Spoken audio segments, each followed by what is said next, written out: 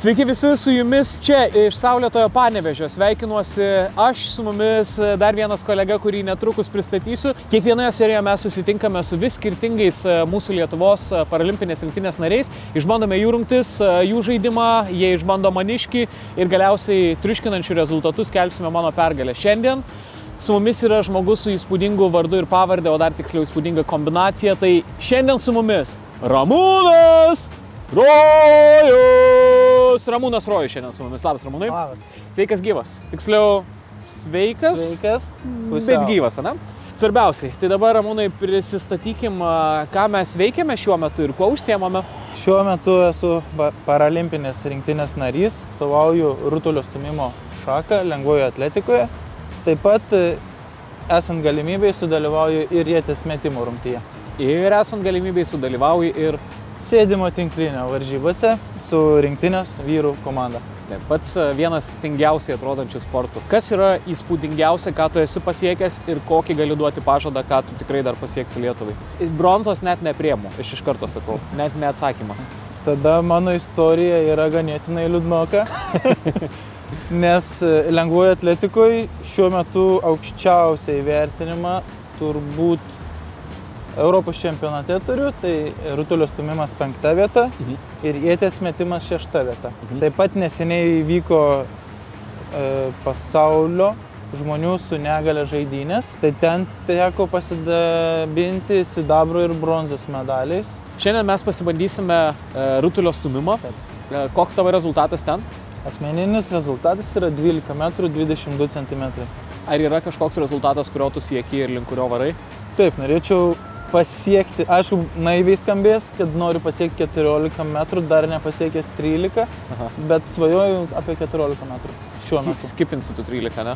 Taip, permesiu, perstumsiu. Okay.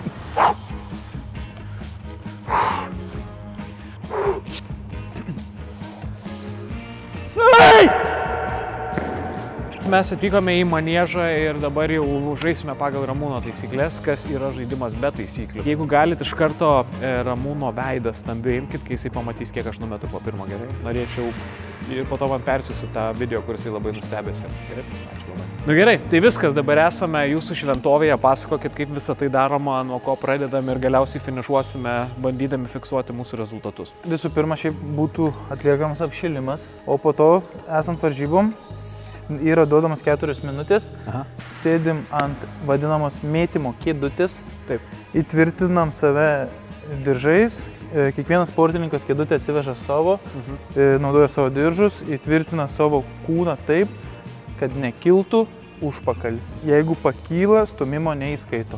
Tu esi Plungė rajonis, ar ne? Tikrai taip, kilęs gimęs ten. Tu nepatyrei traumos, ar ne?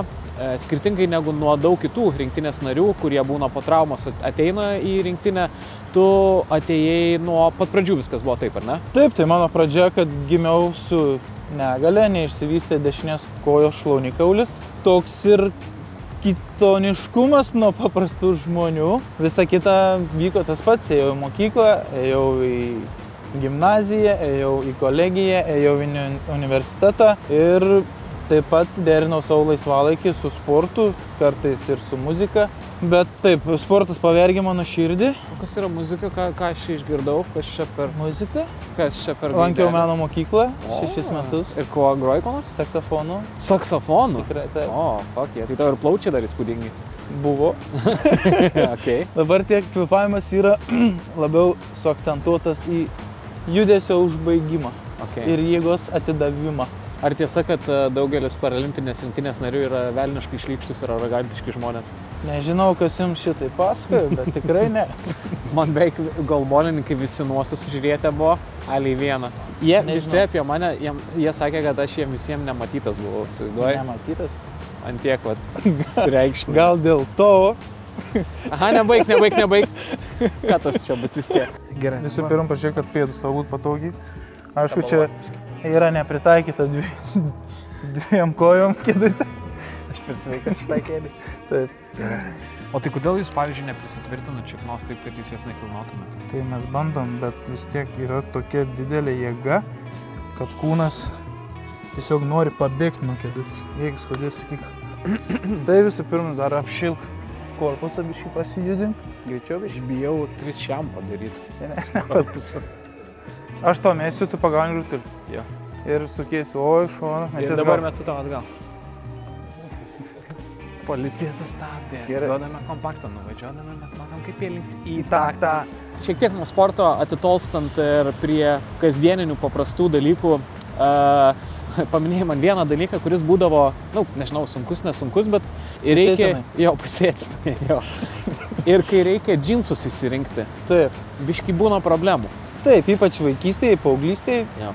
Kadangi mano koja nėra tokia kaip visų, mano protezas truputį toks yra formuotas ir jis nėra lygus kitai kojai. Jis truputį išlenda ir matosi tam tikrų kampų.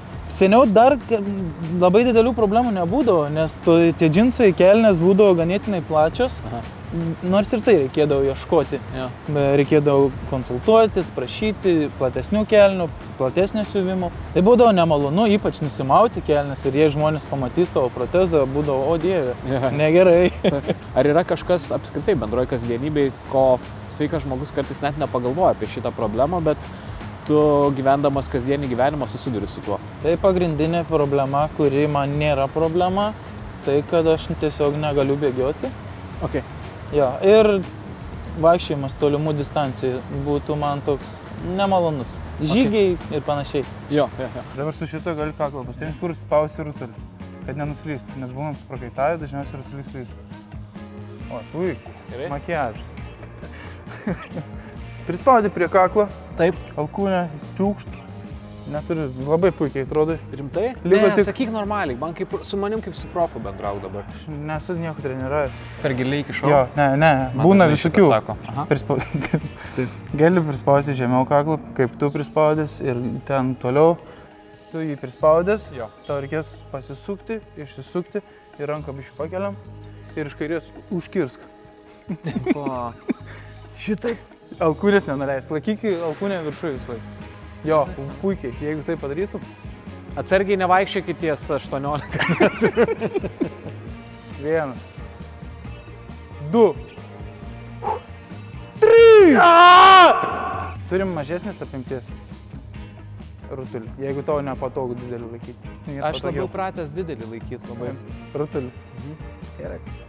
Bet gal, žinok, paimčiau tą mažiuką. Ne, aš pabandysiu. Svoris bus tas pats. Jo, bet gal man patogiau iš tikrųjų, nes biškai didelis šitas.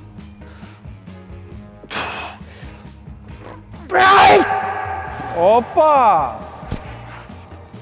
Pagerintas stūmimas.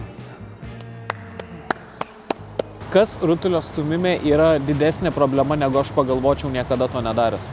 Ko aš neįvertinsiu šiandieną? Būtent mano, nes aš tai atlieku sėdint. Jo. Arba kur man bus sunkiausiai, kurioje vietoje? Pilvo presas. O ne, čia pilvo presą reikia? Taip, labai.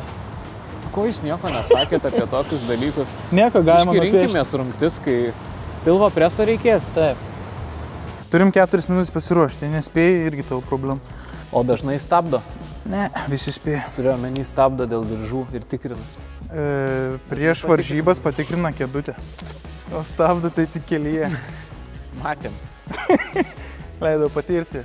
Neišduosim visko, ką patyrėm kartu su Ramūnu, bet pasirodo kelyje jisai nėra labai Ramūnas, jisai labiau ne Ramūnas. Bet su tiek plytų galim namą statyti, kiek mes jį pravažiavom. Nu, ponas, galite paduoti man miltų? Neužsikiš tau, nutirps koją. Viskas gerai. Kad ten nėra kraujotakas. Pasidažom kaip ir mantas, kad nieks nesijuoktų iš manto. Ui! Dabar jeigu aš galėčiau mes stumt. Davai, imam po eurą už metimą.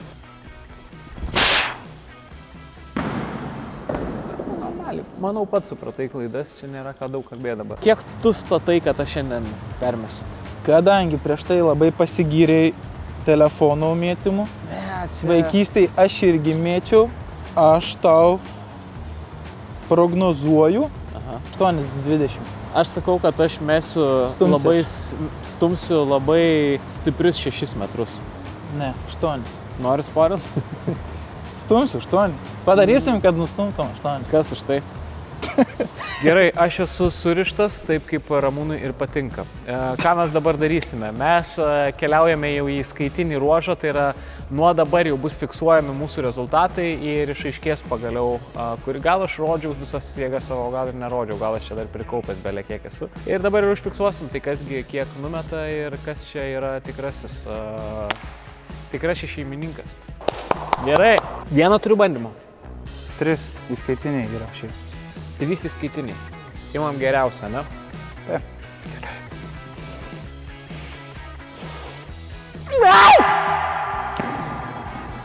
Žinai, per varžybas, va taip žiūri į tavo šeimą. Rimtai? Jo, vienas teisėjas visada taip žiūri.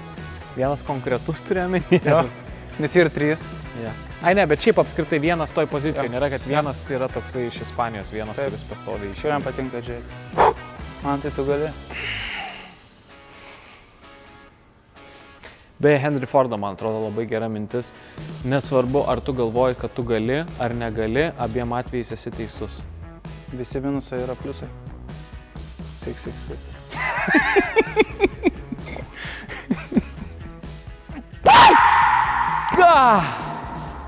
Geras šitas buvo. Šitas priminė, kai moteris atmušinėja teniso kamuoliuką. Aš išleidau garsą kažką? Taip.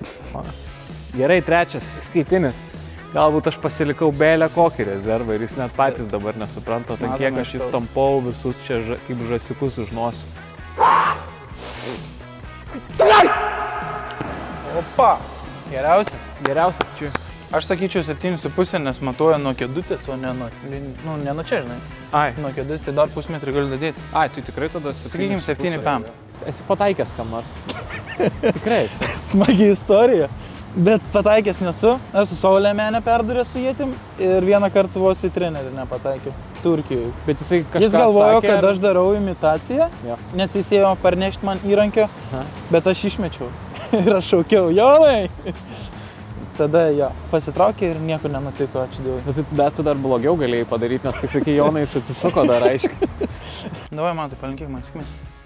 Sen, varyk. Tau reikia numest. Palauk. 7,51. Ne. Ne, bet nesieks 14, ne? 13, davai numest. 13. O nesudegs? O pas jis irgi yra, ne, kad ant 13 dega. Taip.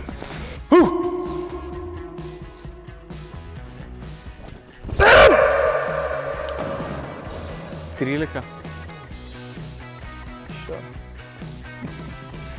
Kol visi 3 tavo metimai nebus geresni negu mano visi 3, gal aš nepasiduosiu. Jaučiu šikną žiūrėti.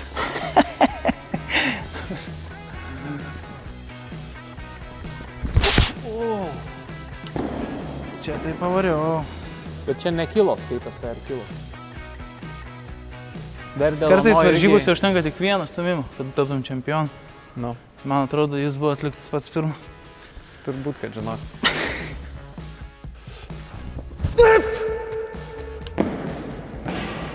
Švarus! Tenka pripažinti dar vieną pralaimėjimą. Dabar eisim į sritį, kur, man atrodo, aš galiu savo pranašumą įrodyti. Jūsų sportas yra ilgametiškesnis, ilgamžiškesnis šiek tiek, ar ne? Bent jau šiuo metu tai taip. Iki kiek žmonės dalyvauja? Paralimpinėse gal nesu matęs labai seno žmogaus, garbaus amžiaus, bet tarptautinėse varžybose tikrai esu matęs drąsiai virš 50 metų. Jo. Tu šiek tiek užsiminėjai apie tai, kad jūsų tinklinio komanda jau yra vyresnė, ar ne? Tai yra labai geras šansas tau dabar į kamerą sakyti, kad visi eikit žaisti tinklinį ir prisijunkit prie komandos. Sveiki visi! Ateikit. Tu taip oficialiai? Ai, okei. Sveiki visi, ateikit pažaisti tinklinio Klaipėdoj, susisiekit su manim, pažaisim labai smagiai. Gut, nu tu sugalvoji. Biškai bijau dabar, kad gali perimti mano duoną. Ne, baig. O turi kažkokį savo bajeriuką arba su kuriuo įeini į patalpą visą laiką?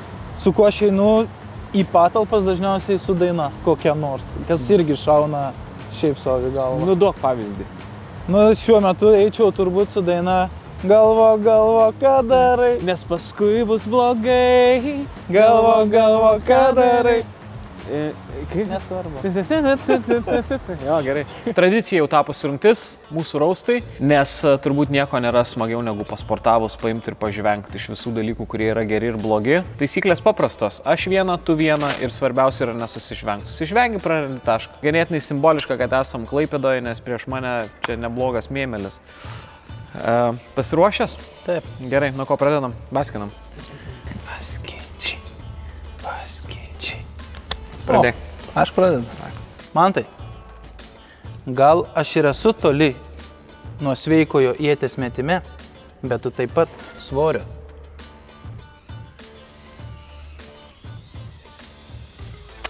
Puikus, gražus žodžių žaismas. Šiaip ganėtinai simboliška, nes Ramūno koja iš vieno rojaus pateko į kitą.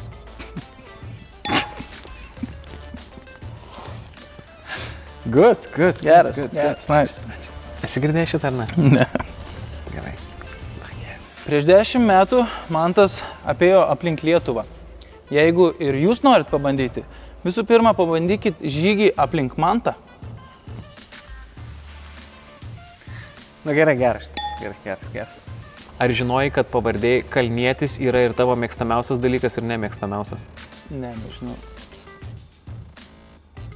Ar žinai? Aha. Visada mėgstu lankytis Manto pasirodymuose, nes niekada nebūna ovacijų atsistojus. Geras. Juokingas. Kas bendro tarp tavęs ir Rytų Europos studijų centro? Turi po vieną kojalą. Beveik žemaitiškai. Tikrai geras šitas pavyzdys. Mantai, seku tave nuo karjeros pradžios ir labai smagu, kad išaugai ne tik mažasias scenas, bet ir rūbus.